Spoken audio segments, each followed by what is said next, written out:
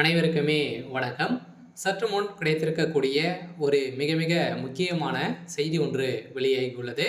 சற்று முன் காங்கிரஸ் கூட்டணியில் இருந்து திமுக திடீர் நீக்கம், அரசியலில் பரபரப்பு, இது மாதிரி பார்த்தீங்கன்னா செய்திகள் வெளியாயிருக்கு. இப்போ பார்த்தீங்கன்னா வருகின்ற சட்டமன்ற தேர்தல் வரப்போகுது. 2026 ஒரு மிகப்பெரிய மாற்றமாக இருக்க போகுது. இந்த நிலையில பார்த்தீங்கன்னா திமுக காங்கிரசுடன் கூட்டணி வைத்து ஒரு மிகப்பெரிய வெற்றிகள் பெற்றது. இந்த நிலையில் இப்போ தமிழக அரசியலில் ஒரு திடீர்னு பார்த்தீங்கன்னா சலசலப்பை ஏற்படுத்தியிருக்கு. இந்த நிலையில் தான் திமுக காங்கிரஸ் கூட்டணிக்கு ஒரு மிகப்பெரிய குண்டு வைக்கும் விதமாக தான் பார்த்தீங்கன்னா விஜய் அவர்கள் இப்போ களத்தில் இறங்கியிருக்கார் இல்லையா.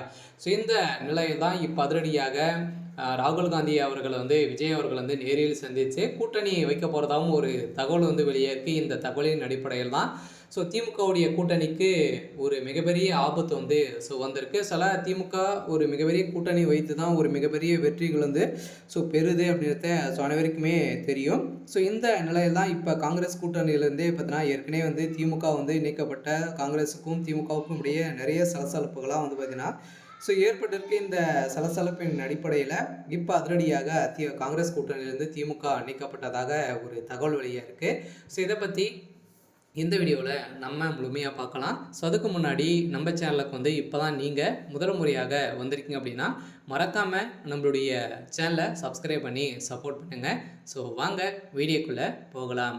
பார்த்தீங்கன்னா தமிழகத்தில் திமுக கூட்டணியும் காங்கிரஸ் கூட்டணியும் உள்ளது. இந்த நிலையில் திடீரென்று இரு கட்சியின் இடையே கருத்து மோதல் ஏற்பட்டுள்ளது. திமுக காங்கிரஸ் கூட்டணி உடைந்துவிடும் என்று எதிர்க்கட்சிகள் தலைவர் எடப்பாடி பழனிசாமி சொன்ன நேரத்தில் கரூர் காங்கிரஸ் எம்பி ஜோதிமணி நேரடியாகவே செந்தில் பாலாஜியை குறிவைத்து திமுக விமர்சனங்கள் செய்துள்ளார். இது கூட்டணிக்குள் குழப்பத்தை ஏற்படுத்தியுள்ளது. இந்த நிலையில் உள்ளதோடு விஜயின் தாவேகா வருகையில் காங்கிரஸ் தெம்பாக பார்த்தீங்கன்னா திமுகவை எதிர்ப்பதாக தகவல் வெளியாகியுள்ளது.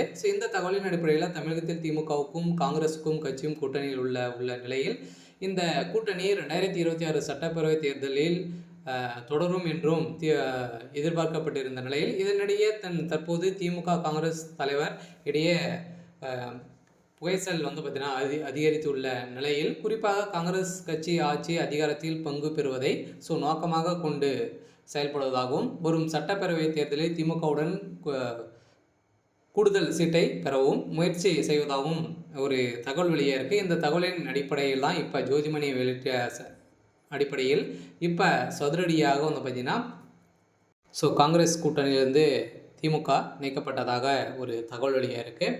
இருந்தாலுமே என்ன நடக்க போகுது அப்படின்றத வெயிட் பண்ணி பார்க்கலாம்.